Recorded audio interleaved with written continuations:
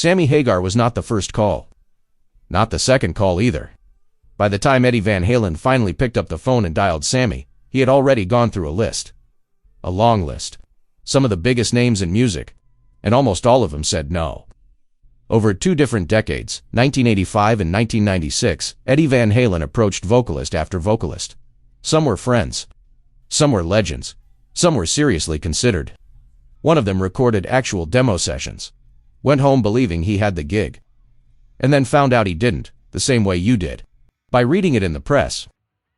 Today we're going through the full list. Who said no? Why they said no?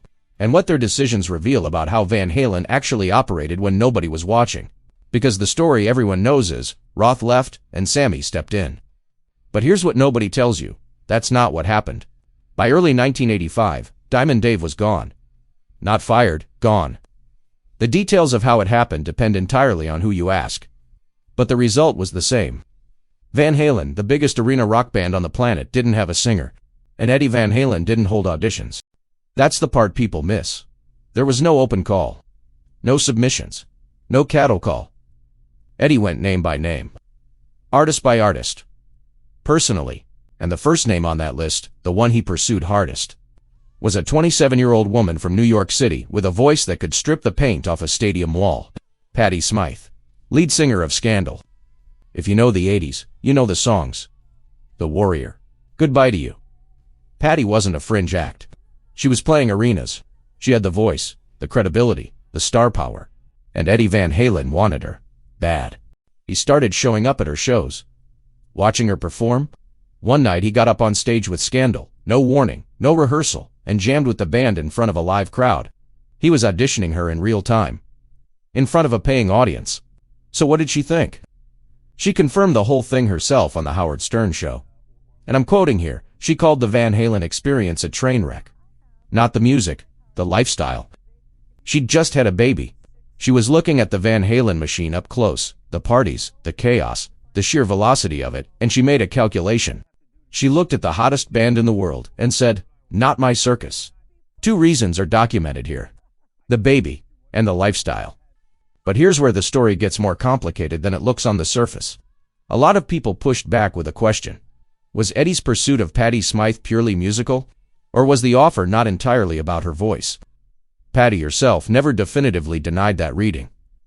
So what was the actual offer? Musical partnership?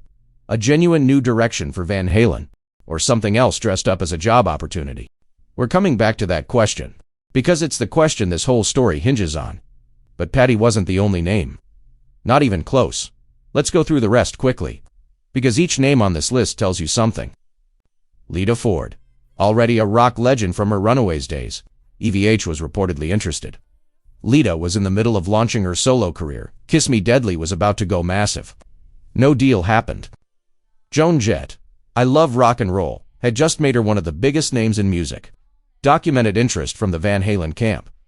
Joan Jett said no. She had her own machine. She didn't need Van Halen. Pat Benatar. Multiple Grammys.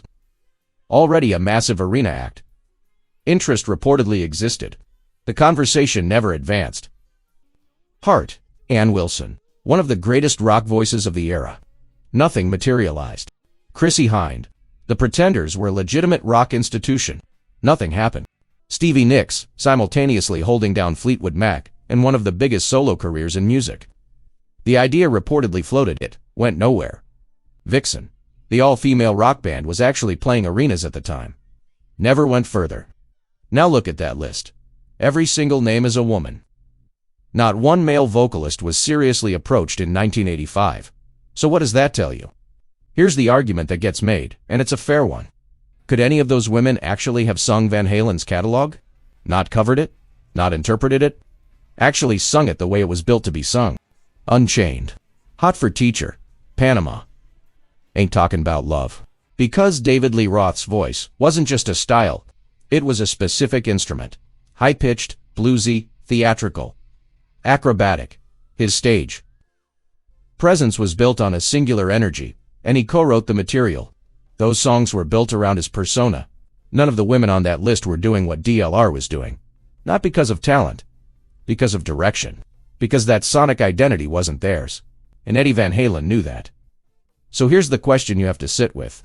If he knew the catalog didn't fit, if he knew no one on that list could replicate DLR's contribution, then what was the actual nature of those conversations?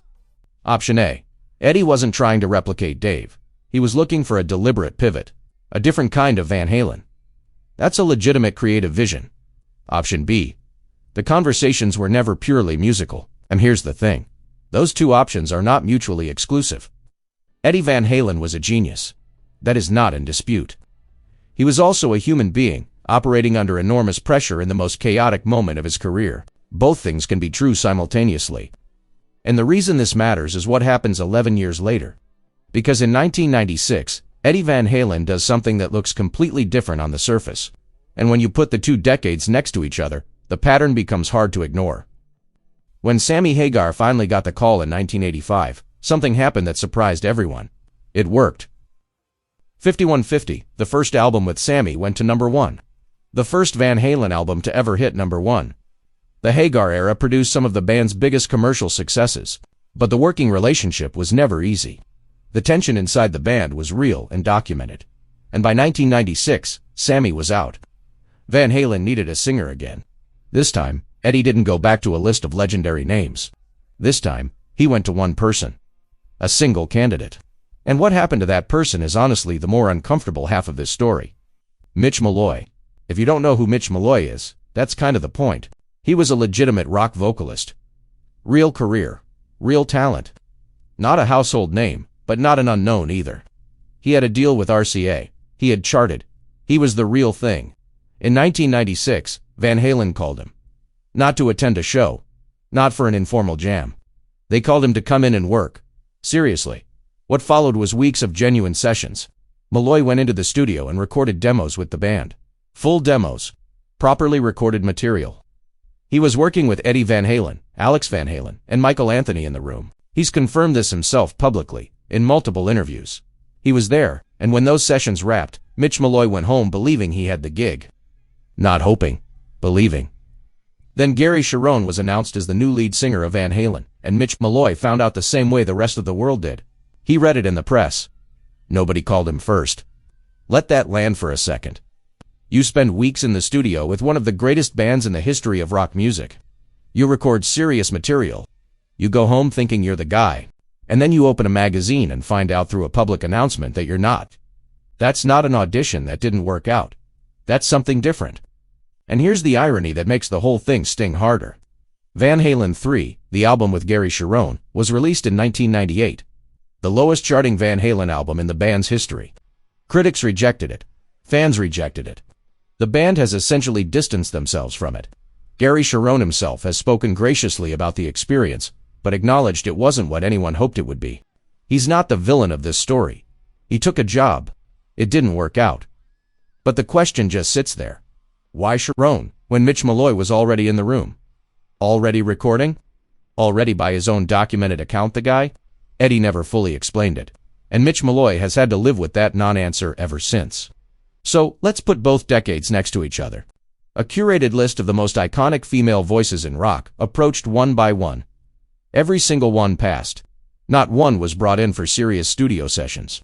No male vocalist was seriously pursued until Sammy Hagar, who said yes, who worked, and who did it for over a decade.